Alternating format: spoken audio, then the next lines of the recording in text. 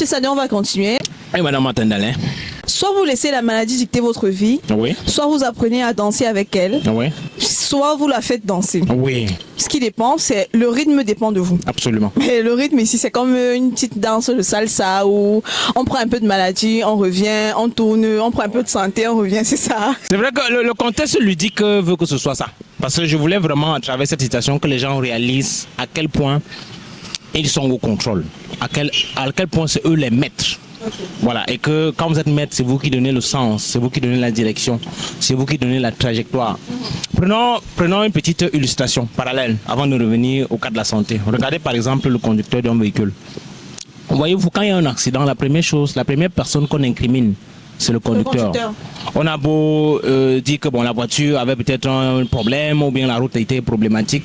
La réalité, c'est que la première personne qu'on incrimine, c'est le chauffeur, c'est le conducteur.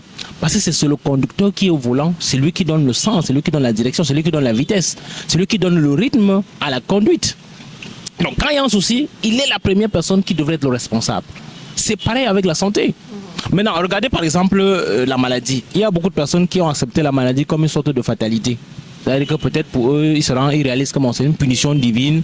Ils ont fait des choses qui font qu'aujourd'hui, bon, ils doivent payer les péchés, le karma, des choses comme ça. Voilà, ceux-là sont ceux qui ont décidé d'accepter que voilà, la maladie c'est un sort et ils vivent avec ça. Et c'est comme ça que parfois ça les emporte. Parce qu'ils ont accepté que c'est une punition. Donc à ce moment maintenant, voilà, ils sont passifs, ils ne sont plus actifs. Mais il y a une autre catégorie de personnes maintenant qui disent que ok, peut-être c'est un sort, mais il faut quand même que je trouve le meilleur moyen de vivre avec ça. Par exemple, les diabétiques, je prends un exemple concret. Le diabétique, par exemple, le diabétique peut trouver que bon, c'est le meilleur moyen je dois trouver le meilleur moyen de vivre avec le diabète. Donc celui-là, il a traversé quand même le cap de penser que c'est la fatalité, mais il quand même trouve le moyen. C'est-à-dire que dans les solutions qu'il est en train de trouver, il trouve la solution idoine pour lui, c'est de vivre avec ça, efficacement, de la meilleure de façon. Voilà. Maintenant, il y a une autre personne maintenant qui va décider que non, même si c'est le sort, je ne veux pas vivre avec ça. Je dois trouver le moyen de me débarrasser de cette maladie-là. Je dois trouver le meilleur moyen de régénérer mon pancréas pour recommencer à vivre d'habitude comme les autres. Donc vous voyez véritablement qu'ici c'est vous qui êtes le maître. C'est-à-dire que c'est la personne qui est victime de la maladie qui est le maître. Donc l'autre peut dire que bon, le diabète, j'avais volé à gauche, c'est pour ça que Dieu m'a envoyé le diabète. Et voilà, et c'est comme ça qu'il va se laisser ronger par le diabète et mourir avec. L'autre personne va dire que bon, même si c'est la malchance, il faut que voilà, je trouve quand même le meilleur moyen de continuer à profiter de la vie. Et l'autre personne maintenant va trouver que je préfère m'en débarrasser. Vous voyez que dans les trois cas de figure, c'est vous qui êtes aux manettes. Soit vous décidez d'être le gars qui accepte ça passivement, soit vous êtes l'acteur et maintenant, dépendant de votre rôle d'acteur, maintenant vous pouvez être l'acteur maintenant qui décide que ok, là vraiment, je veux en finir avec, ou bien je veux continuer à vivre avec. Donc de toutes les façons, c'est vous qui êtes le maître.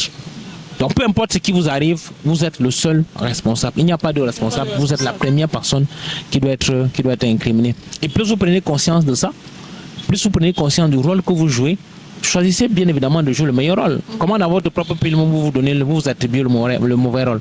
Donc c'est vous qui êtes le réalisateur de ce film-là. Choisissez le meilleur rôle. Et le meilleur rôle peut être celui de dire que bon, je ne veux pas vivre avec ça, je veux me débarrasser définitivement de la pathologie.